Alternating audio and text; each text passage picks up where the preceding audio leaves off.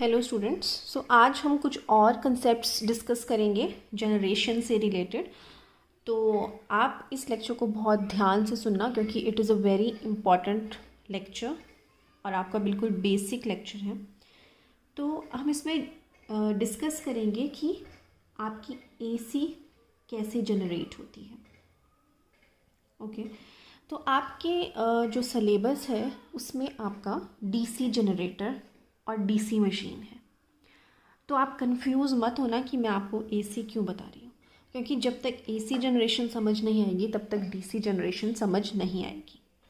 Both are interrelated. तो इससे पहले आपको क्लियर होना चाहिए कि एसी और डीसी में डिफरेंसेस क्या हैं। तो एसी जो है वो ऑल्टरनेटिंग करंट है, मींस वो इस तरह से चेंज करता है अपनी डायरेक्शन भी और वैल्यू भी। और जो डीसी है वो डायरेक्ट करंट है जिसकी वैल्यू कांस्टेंट रहती है। ठीक है, तो ये मान लो अगर मैं वोल्टेज का डायग्राम बना रही हूँ तो सपोज़ ये वोल्टेज है और इस तरफ आपकी this is your theta. Similarly यहाँ पे भी आपका ये वोल्टेज है और ये थीटा है। तो अब साइनोसॉइडल वेव ऐसी होती है। तो आपने ये तो आप जानते ही हैं, जो भी आपके रेजिडेंशियल है, ठीक है, आपके घरों में जो सप्लाई आ रही है वो आपकी ऑल्टरनेटिंग करंट आता है, ठीक है, एसी आता है। तो जो जनरेशन हो रही है, इट मीन्स जो पावर प्लांट्स में जो जनरेशन हो रही है, that it means it is also AC. Whereas जो डीसी है, जैसे जो बैटरीज हैं, दे प्रोड्यूस डीसी। सो ये तो बेसिक डिफरेंस हो गया एसी और डीसी में। तो अब बात करते हैं कि एसी के कुछ पैरामीटर्स हम डिस्कस कर लेते हैं। तो आप देखिए यहाँ पे हम थीटा बोलते हैं एंड इधर आपकी वोल्टेज है।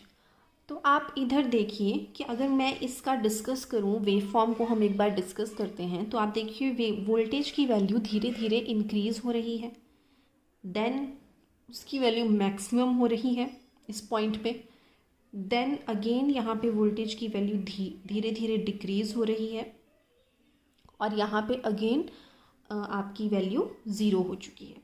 तो थीटा आप जानते हैं इधर ज़ीरो होता है, ठीक है, इधर 90 डिग्रीज पे, साइन 90 पे मैक्सिमम होता है, then again here 180 degree, here you have 360 degree.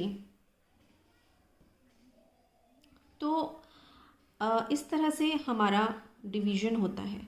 तो ये जो एक पूरा साइकिल है, पॉजिटिव हाफ और ये नेगेटिव हाफ, ठीक है, यहाँ पे जो वैल्यूज़ हैं ऊपर, इससे ऊपर अभी वैल्यू पॉजिटिव है, ठीक है, और यहाँ पे वैल्यू इसकी नेगेटिव हो चुकी है। तो ये जो कंप्लीट साइकिल होता है पॉजिटिव हाफ और नेगेटिव हाफ का, इसको हम एक साइकिल कहते हैं, ठीक है। तो what is a cycle? Cycle होता है जो कंप्लीट एक रोटेशन है। तो इतना मतलब हर एक ये जो साइकिल है ये बार बार आपका रिपीट होता है। तो साइनोसॉइडल वेव फॉर्म आपकी किस तरह से होती है? आपकी इस तरह से बनती है, मतलब जो एक साइकिल है, this is your one cycle, it gets repeated again and again. तो ये एक साइकिल है। तो साइकिल आपको क्लियर होना चाहिए क्या है। उसके बाद आपको पता होना चाहिए कि टाइम पीरियड क्या है। What is your time period? तो टाइम पीरियड होता है एक साइकिल को कंप्लीट करने के लिए जितना टाइम लगा उसको हम टाइम पीरियड कहते हैं, ठीक है। Time taken to complete one cycle.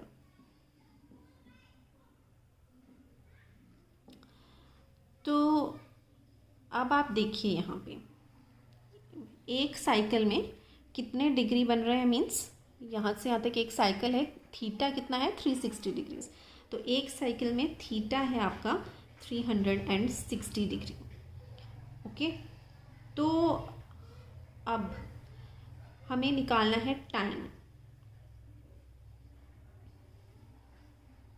तो आप जानते हैं जो टाइम होता है वो कितना होता है, डिस्टेंस अपॉन स्पीड होता है, राइट।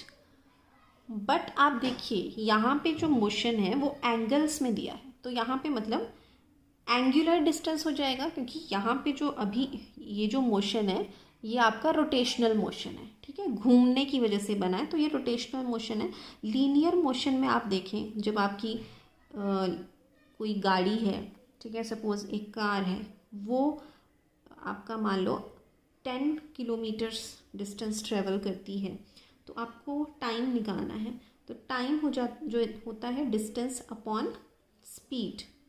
तो डिस्टेंस है 10 किलोमीटर और स्पीड जो भी गाड़ी की चल रही होगी, सपोज 5 किलोमीटर्स पर आवर से चल रही है, तो वहाँ से आप टाइम निकाल सकते हैं। तो यहाँ से आ जाएगा 2 आवर्स टाइम। अब यहाँ पे हमें टाइम निकालना है, तो डिस्टेंस एक साइकिल में कितना कवर किया उसने, क्योंकि आपको एक साइकिल को कंप्लीट करने का टाइम निकालना है, जिसको टाइम पीरियड कहते हैं। 360 डिग्री किया, तो यहाँ पे हमें एंगुलर डिस्टेंस लेंगे और जो स्पीड है वो भी हम एंगुलर स्पीड लेंगे, राइट। तो एंगुलर डिस्टेंस हो गया यहाँ पे आपका थीटा, और एंगुलर स्पीड को हम डोनेट करते हैं ओमेगा से। तो ओमेगा आपकी एंगुलर स्पीड होती है, राइट। ये आप अपने कहीं पे नोट्स में लिख लेना, बेसिक कॉन्सेप्ट्स के नोट्स में। तो omega is your angular speed, right. और इसके यूनिट्स होते हैं आपके रेडियंस पर सेकेंड, ठीक है, मतलब कितने रेडियंस कंप्लीट कर रही है वो एक सेकेंड में, ये इसके यूनिट्स होते हैं। तो स्पीड ही है बेसिकली। तो यहाँ पे थीटा आ जाएगा, तो थीटा भी हमें यहाँ पे रेडियंस में ही लेना पड़ेगा, क्योंकि ओमेगा के यूनिट्स रेडियंस में होते हैं। तो थीटा मतलब एक आपका कितना हो गया, एंगुलर डिस्टेंस एक साइकिल में 360 डिग्री, मतलब 2 पाई रेडियंस, और ओमेगा इस तरह से। तो यहाँ पे मतलब ये आपका टाइम पीरियड के बराबर आ गया। तो this is your time period. Time period is 2 pi by omega, right. तो this is one important thing. Other thing is that कि हमने देखा कि जो थीटा है आपका एंगुलर डिस्टेंस, ठीक है, और इसके यूनिट्स रेडियंस में हम ले रहे हैं, और ओमेगा है आपकी एंगुलर स्पीड, एंड इसके यूनिट्स हम ले रहे हैं रेडियंस पर सेकेंड में। तो आपका जो टाइम है, टाइम क्या होता है, जितना भी एंगुलर डिस्टेंस, अभी तो हमने एक साइकिल का निकाला टाइम, मान लो आपको हाफ साइकिल का निकालना है, किसी भी एंगल तक का निकालना है, तो जहाँ तक आपको टाइम निकालना है वहाँ का आपको एंगल लिखना पड़ेगा, और नीचे एंगुलर स्पीड ओमेगा। जो इस यहाँ से क्या रिलेशन आपका बन रहा है कि जो थीटा है that is equal to omega T. अगर क्रॉस मल्टीप्लाई कर दें तो कई आपको साइन वेव में ओमेगा टी से रिप्रेजेंट होगी। तो theta is equal to omega T, ये वाला जो एक्सिस है वो थीटा एक्सिस है, तो थीटा ओमेगा टी के बराबर है, तो यहाँ हम ओमेगा टी भी लिख सकते हैं। तो कई ड्राइंग्स में, मतलब जो कई आपके साइनोसॉइडल वेव फॉर्म होती है, उधर यहाँ पे थीटा की जगह ओमेगा टी भी लिखा होता है। और इस साइनोसॉइडल वेव फॉर्म को अगर मैं कोई रिप्रेजेंट करना हो तो इस वेव फॉर्म को हम कैसे लिख सकते हैं, this wave form can be represented as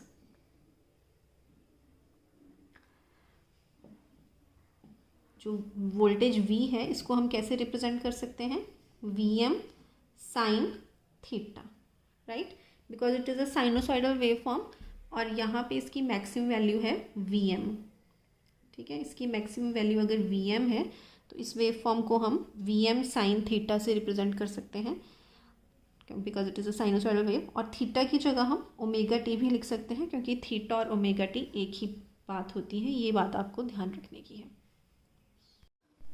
तो अभी तक हमने डिस्कस कर लिया टाइम पीरियड। अब हम देखते हैं फ्रीक्वेंसी।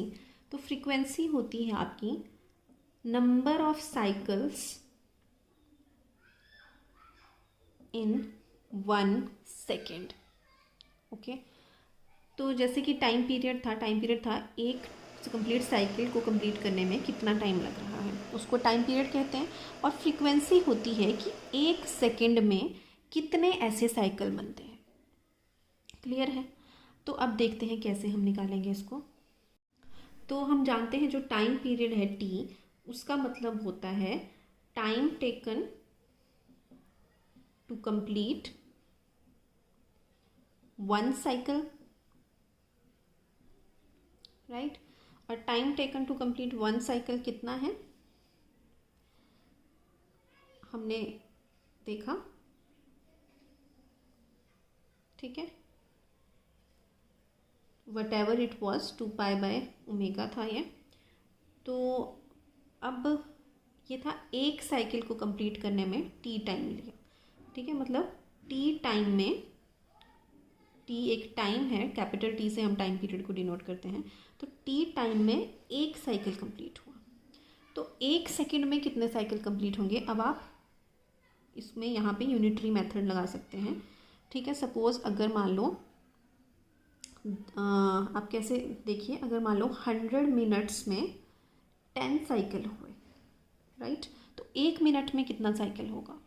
तो आप कैसे निकालेंगे? 1 मिनट में कितने होंगे? इस मीन्स 10/100 यूनिटरी मेथड से। वैसे ही टी टाइम में एक साइकिल हुआ, तो एक सेकंड में कितना हुआ? टी सेकेंड्स हैं, वैसे ये टाइम के यूनिट सेकंड ही लेते हैं हम साइनोसॉइडल जहाँ पे भी रिप्रेजेंटेशन करते हैं। तो एक सेकंड में कितना होगा? 1/t, right. तो एक सेकंड में 1/t साइकिल हुए, और एक सेकंड में जितने साइकिल होते हैं उसको हम क्या कहते हैं? फ्रीक्वेंसी। इसीलिए हम फ्रीक्वेंसी को 1/t भी लिखते हैं, ठीक है। F is equal to 1/t, ये भी एक रिलेशन है, इसको आप नोट कर लें। एंड ऑल्सो अब इंडिया में जो फ्रीक्वेंसी आती है वो नॉर्मली 50 हर्ट्स आती है।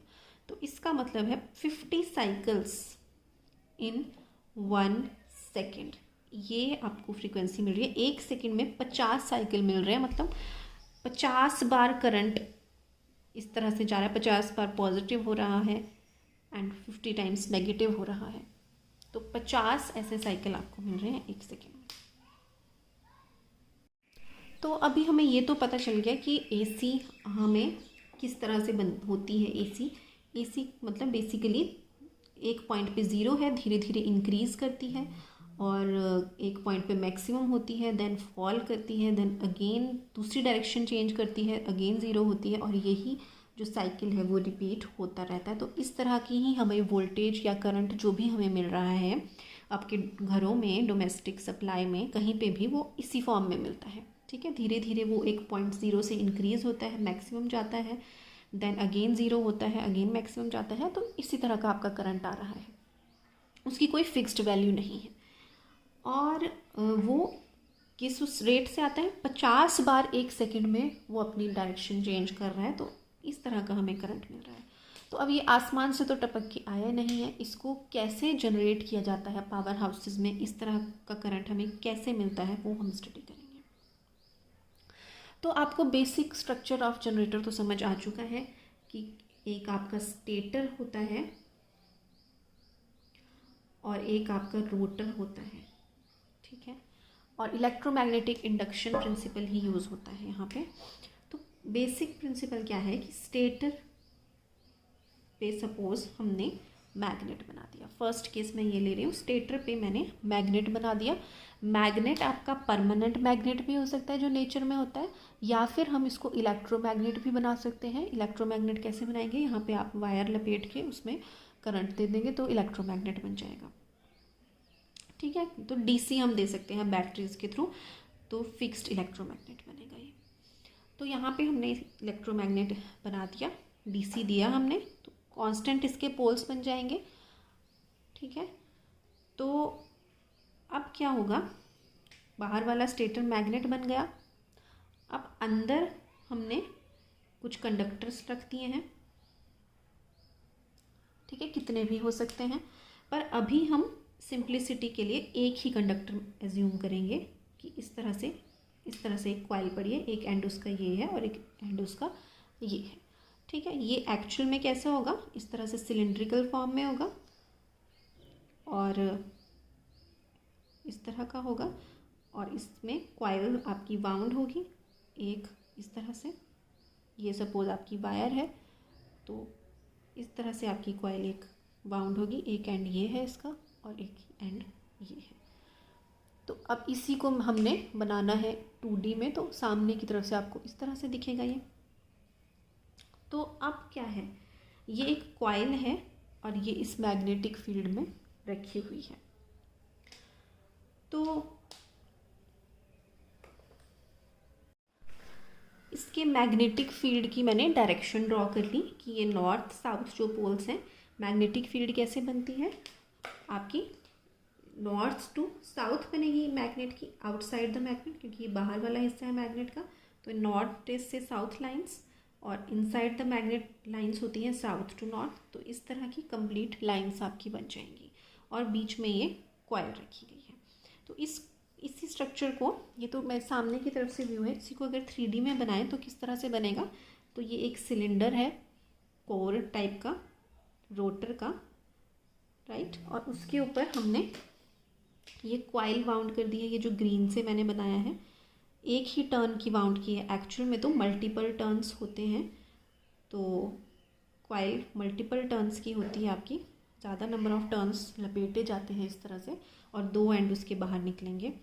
आप विजुलाइज कर सकते हैं इस तरह से, मल्टी टर्न कॉइल है सपोज ये।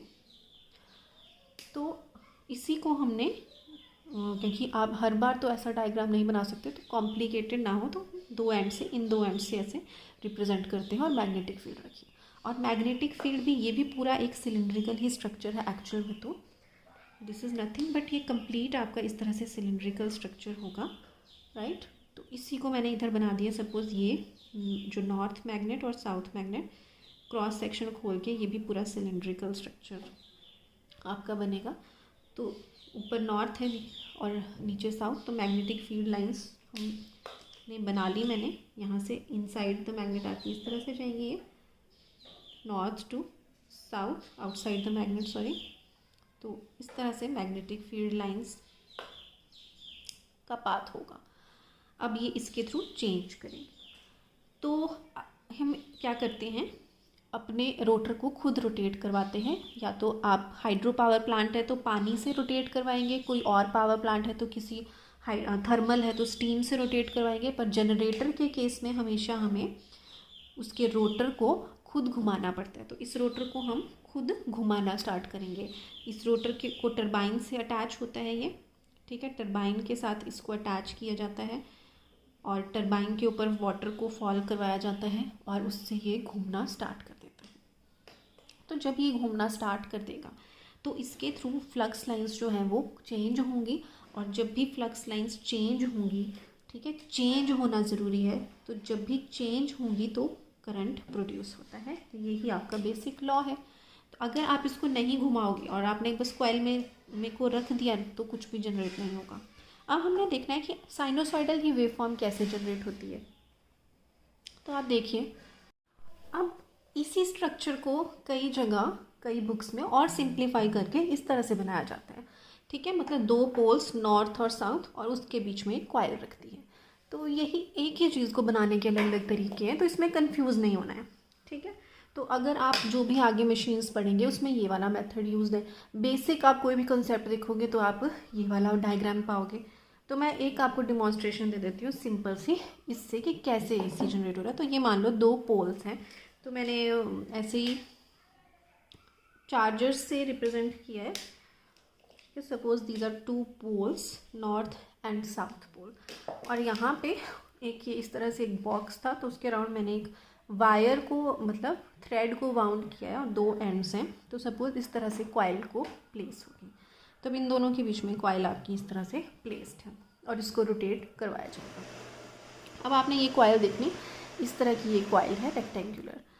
अब यहाँ पे क्या होगा, अब देखो, जब ये कॉइल जो है वो इस पोजीशन में होगी, ठीक है, तो आप magnetic field lines north to south होंगी। तो इस पोजीशन में, चलो इस पोजीशन में हम बाद में आएंगे, सबसे पहले आप इस पोजीशन में एज्यूम करो।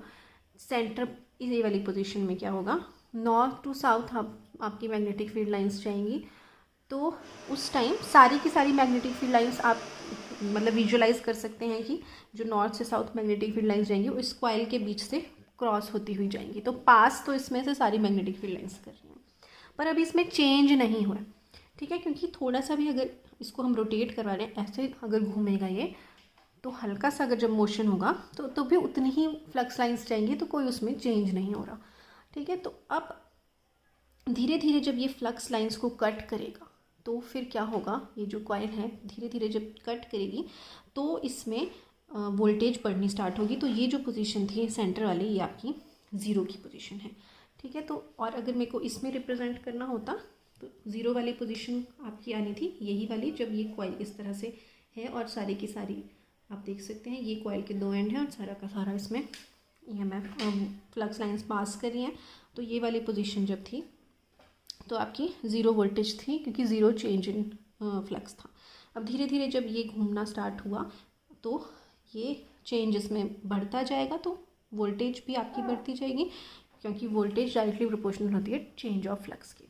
तो धीरे धीरे जब बढ़ के वो इस पोजीशन में आएगा, ठीक है, जब इस पोजीशन में आएगा तो आप देखेंगे कि अभी इस कॉइल के बीच से पास तो नहीं कर रही हैं, बट चेंज इन फ्लक्स इस पोजीशन में सबसे ज़्यादा होता है। और अगर इसमें हम देखें, मतलब अब जब ये कॉइल घूम के आपकी इधर आ जाएगी, ठीक है, तो आप देख सकते हैं अभी इनमें पास तो नहीं कर रहा, बट ये वाली जो पोजीशन है वो मैक्सिमम चेंज की पोजीशन होती है।